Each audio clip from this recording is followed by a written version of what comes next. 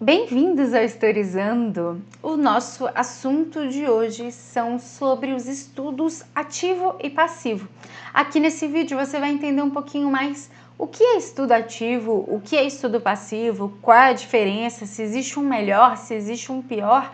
Então aqui no Historizando a gente está tendo muito mais conteúdo sobre estudos, sobre redação, sobre história, sobre humanas, sobre Enem, enfim, tudo para fazer aí seus estudos cada vez melhores. Então, se você quer mais conteúdos como esse, já se inscreve no canal, não esquece de deixar o like e lá no Instagram o Historizando é @historizandotati, combinado? Bom, vamos começar entendendo o que é essa questão de estudo passivo, estudo ativo, se existe um melhor, se existe um pior. Vamos lá. Com relação ao estudo passivo. Estudo passivo, né, essa passividade vem de quê? De um baixo envolvimento. E o que significa isso? Você não produz algum tipo de material ao longo do seu estudo, ao longo do seu processo de estudos, tá? Por isso um baixo envolvimento. Por ter baixo envolvimento, por não envolver uma produção sua diretamente, é um estudo mais fácil, que cansa menos, mas ao mesmo tempo te dá uma falsa sensação de que só aquilo é o suficiente, de que aquele estudo passivo é o suficiente, não precisa de mais nada. Porém, aqui ainda nesse vídeo a gente vai ver sobre a aprendizagem, sobre o nosso cérebro, como é que o nosso cérebro aprende, e o estudo passivo, da mesma forma que tem um baixo envolvimento, tem também uma baixa absorção desse conteúdo, a gente vai entender. E o estudo ativo tem uma maior interação com o conteúdo que você está estudando, são várias ações ao longo do processo dos estudos, então por ter uma maior interação, por ter uma questão de muitas ações, existe um maior trabalho, exige um maior esforço, consequentemente as pessoas se cansam mais facilmente no estudo ativo. E vai auxiliar muito no aprendizado e na memória. Eu vou mostrar para vocês o que eu estou querendo dizer com isso. Primeiro vamos aos exemplos. O que é um estudo passivo? O estudo passivo é você, se está me assistindo agora, literalmente só assistindo a aula, só ouvindo, é um estudo passivo. Você não está produzindo nada ao longo desse estudo.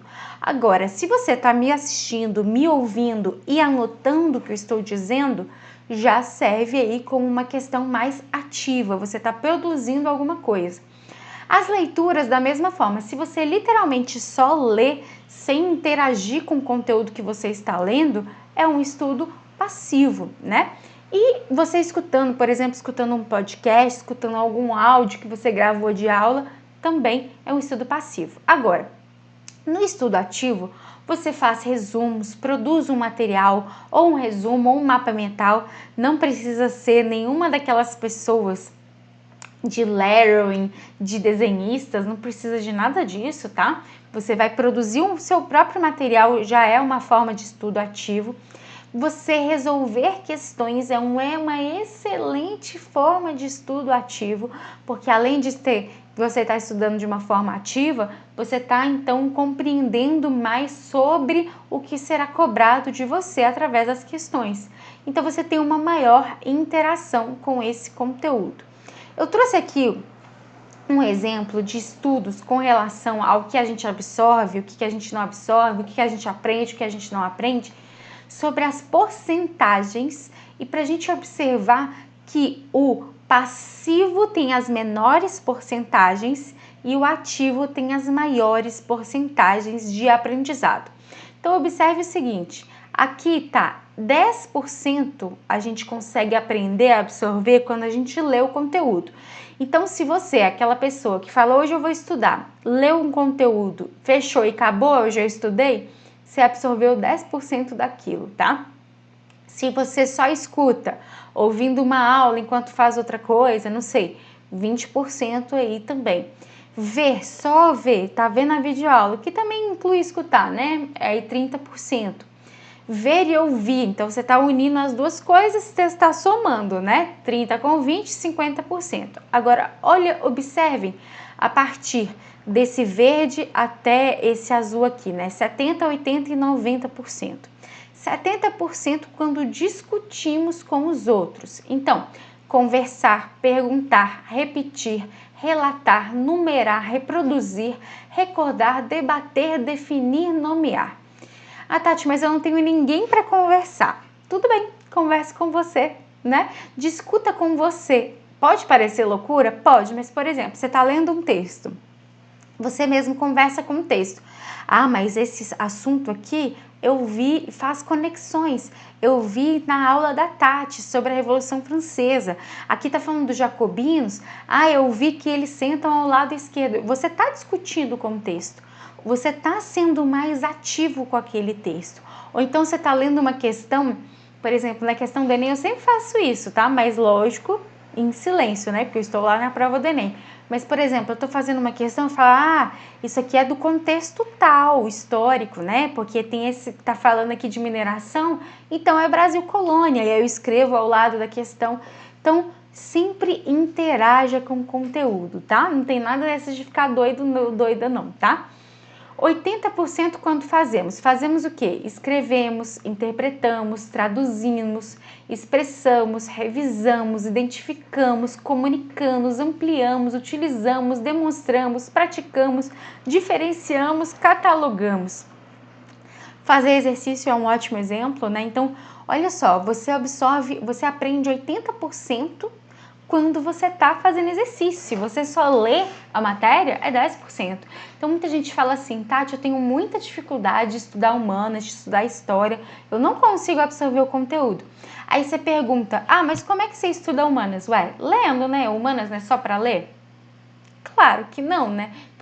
Você não vai absorver apenas lendo o conteúdo, e sim discutindo o conteúdo, compreendendo o conteúdo, absorvendo o conteúdo e fazendo questão, fazendo resumo, né? Se perguntando várias coisas, faça perguntas e responda, né? Ao invés de fazer um resumo tradicional, você pode fazer algumas perguntas e a partir dessas perguntas ir respondendo, que vai ser um resumo também, né? E 90% quando ensinamos aos outros. É muito legal que muita gente fica assim, nossa, aquele professor sabe muito, né? Nossa, Tati, como é que você sabe tanta informação assim na sua cabeça? Porque eu ensino, eu sou professora. Então, além de ter maior contato com todos esses conteúdos, né? Porque quando geralmente os professores dão aula, eles não dão uma aula, eles dão várias aulas daquele mesmo conteúdo. Então, além de ter um contato constante com o conteúdo, porque lembre-se, revisão também é muito importante, além disso, a gente ensina. Quando a gente ensina, quando a gente passa esse conhecimento, a gente aprende cada vez mais, sabia? Então, por isso que eu falo que um professor, uma professora é uma eterna aluna, aluno, né? Justamente por isso. Então, explicar, resumir, estruturar, definir, generalizar, elaborar, ilustrar, faça da forma como você se sente melhor.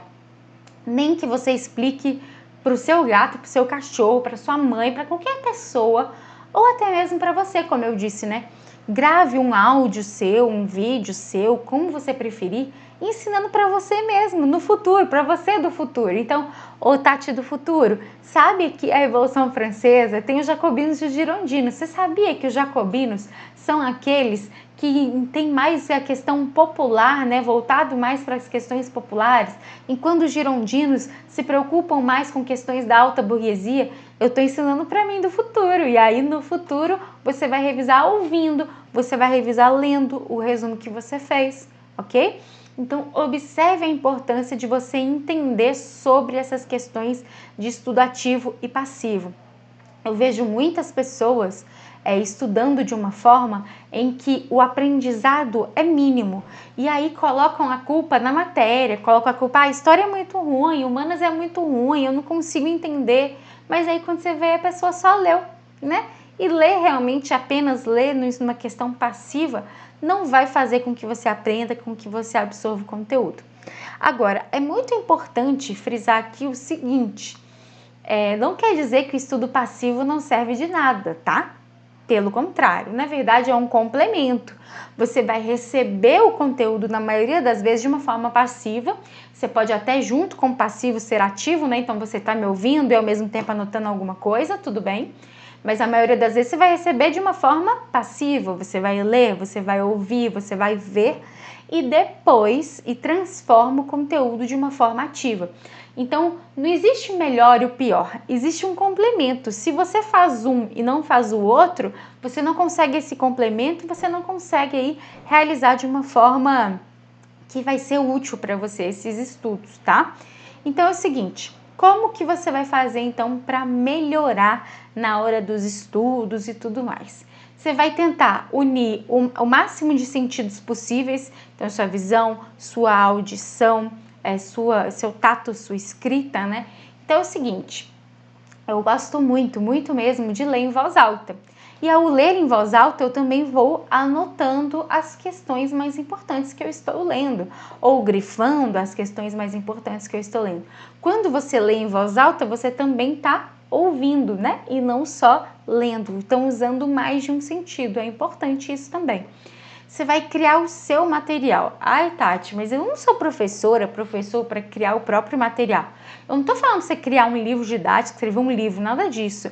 Mas você está estudando, você vai criar o seu resumo. Não precisa ser aquela coisa lá instagramável, não é isso, tá? Mesmo porque muitas das vezes as pessoas gastam muito tempo, né, nessa questão de exposição, de Instagram, etc. E quando vai ver mesmo, gastou muito tempo para estudar pouca coisa.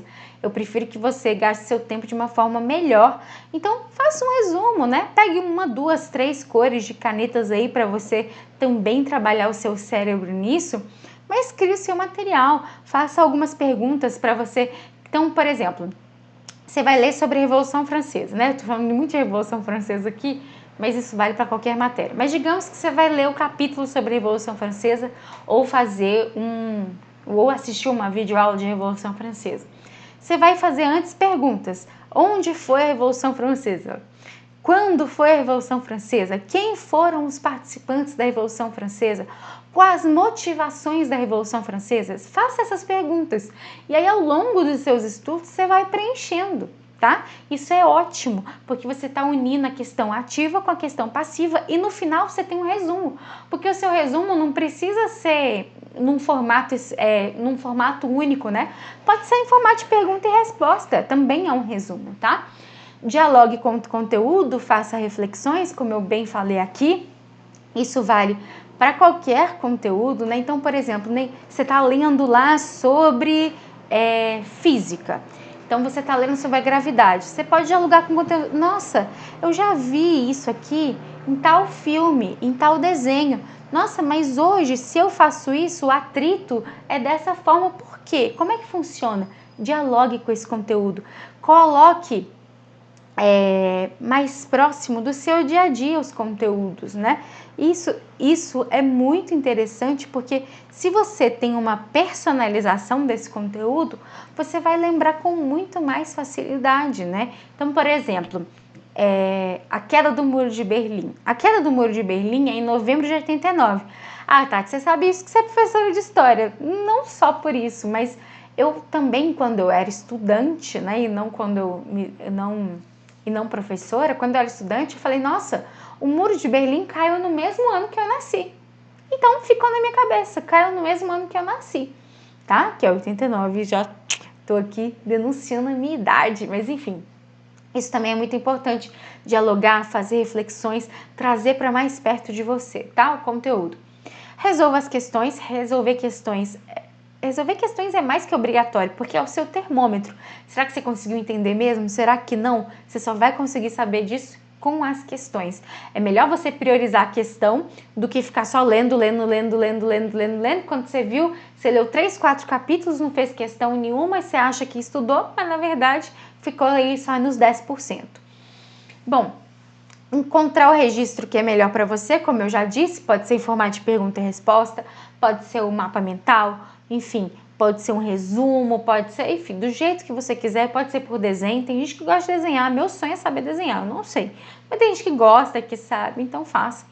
Lê em voz alta, se você puder, como eu já disse aqui, eu faço muito isso, e que se dane se as pessoas acham que eu sou louca, não tô nem aí, o meu estudo, ele tem que ser proveitoso para mim, né?